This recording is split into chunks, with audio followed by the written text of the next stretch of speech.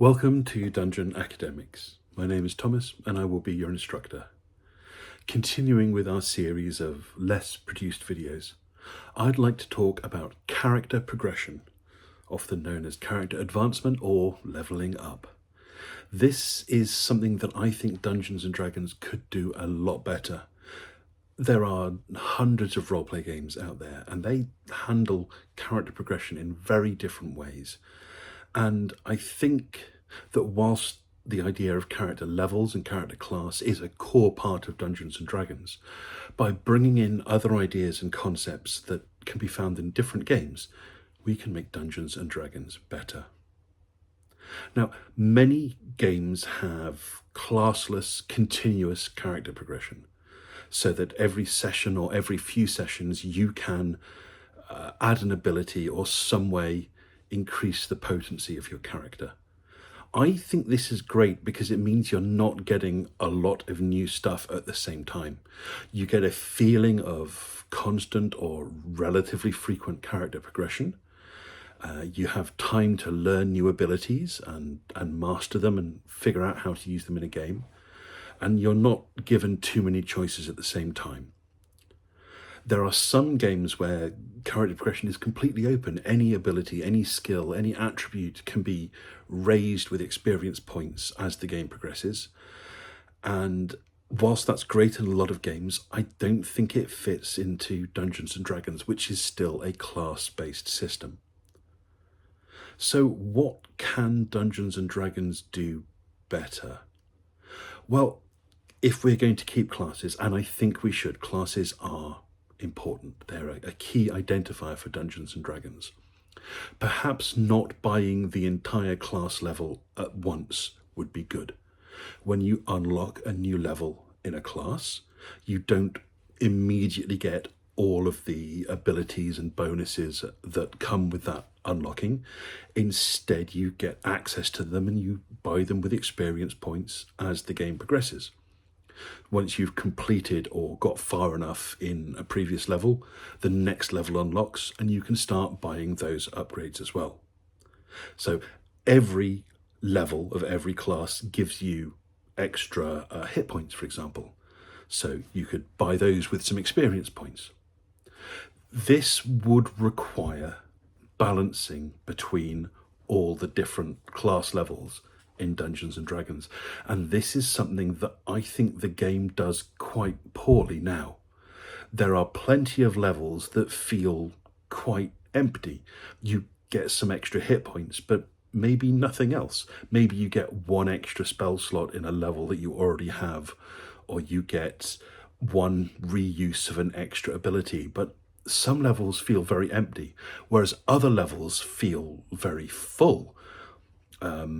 Anything with extra attack, it feels like a big step forward.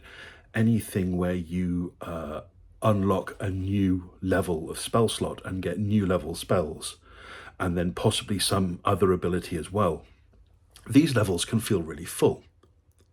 Now, a lot has been said about the martial caster disparity in Dungeons and Dragons. And I think really looking into what is in each level for each class and breaking it down so that there is an equal amount of stuff to buy between levels for each class would do something to level this out, I suppose. I hope you've all seen the meme of characters discussing what they get at level 5, and there's a wizard saying, "I can now cast Fireball, the most powerful game in the spell." And they turn to the half-orc and he says, I can hit things with my sword one extra time. It's the happiest day of my life. Well, is extra attack really balanced out with access to third level spells? This is something that I think requires extra thought. And if we break it down so that across the 12 plus core classes, if we compare everything that's unlocked at 5th level, making sure that each class has the same range of abilities and upgrades so that it's broken down fairly. Yes, some classes get more hit points than others, but that's balanced out with other class features, isn't it? Some classes may get access to a new high-level spell slot. Other classes have special abilities they can use. Is this balanced out? I think that's the job of the game designer, to ensure that when a paladin hits level 12, they have the same boost in potency as a wizard that hits level 12. And by breaking each class down to say, okay, these are the 5 abilities you're going to get access to and you have to buy with experience points, and making sure that they are roughly comparable in potency, we can ensure that the game is more balanced and everyone has a better and more equitable playing experience. So, breaking down levels so that you purchase the individual component upgrades of that level would change the game quite dramatically. It would require a lot of balancing, but it would balance the classes out between each other. It would allow players to progress in smaller steps and more frequently, and I think those are 2 good things. The other issue with character progression is the levels you can attain. In Dungeons and Dragons, there is a huge power difference between level 1 and level 20. Even between level 1 and level 5, and then level 5 and level 11, there is a huge jump in potency. And it keeps scaling higher and higher and higher. Now, Dungeons and Dragons is an enormous game with a wealth of monsters to fight. There are always going to be more powerful monsters. So even when you get to the very highest levels of games, there are going to be enemies that you can throw at your party that are going to be a challenge for them. Other games handle that in a different way. They have a slower rate of power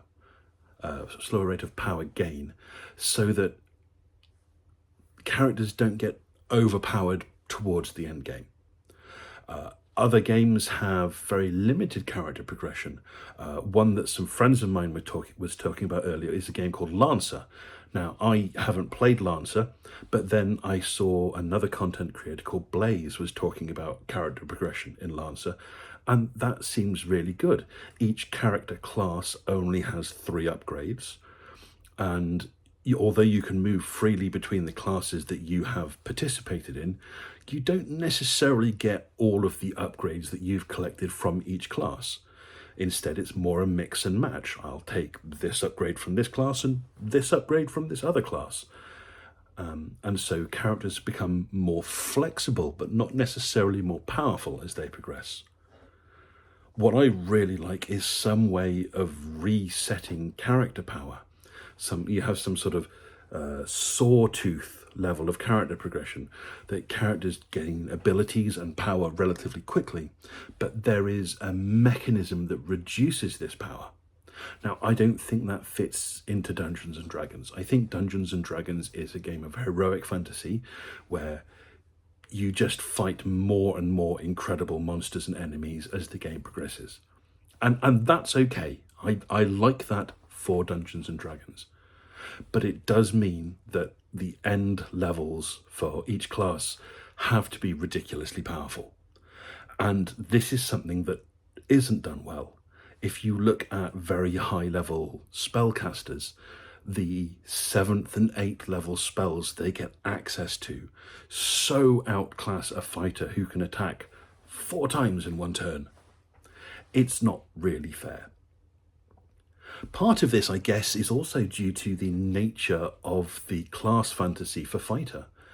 Is playing an Arthurian knight really on the same power level as playing Merlin? That's a discussion for another video, but character progression, that's how I would change it. I'll also add that would make some really nice player aids. One of the things I really like from the Star Wars roleplay game is that each character class, I guess I'd call it, has its own little tech tree. And there are upgrades that you can buy and little paths you can follow to get specific upgrades. I'm not saying I would want something necessarily as complicated as that for Dungeons and Dragons, but having a player aid for each class, maybe a single side or two sides of A4, where you have all the different paladin abilities and how they progress through the levels, I think would be a really nice thing for players to have. This also ties in with an idea from a previous video where I said instead of giving characters new abilities, you power up existing abilities. So for example, in the case of Paladin, you have their smite ability. And what you do is each level you potentially have an upgrade for smiting. And you can see, oh, I get Divine Smite at 3rd level, and at 5th level it does this bit of extra damage, and at 7th level I unlock the ability that it does this effect on enemies, and at 8th level maybe I get to use it twice in a turn, and at 12th level it doesn't cost a spell slot. So all of these abilities are laid out in sort of a tech tree type fashion, and you can see how it progresses through the Paladin levels from 1 to 20. I like player aids. I like having relatively simple character sheets, and then having other things that players can use to track stuff as well. This ties to my love of board games, where you have player boards with all the different tokens on, and I think adding this game element to Dungeons and Dragons could be fun. Anyway, those are my thoughts. I would be fascinated to hear which roleplay games have a really good character progression system that you like, and whether you think those ideas would fit into Dungeons and Dragons as it is, or as how it could be. And whatever game you play next, have fun.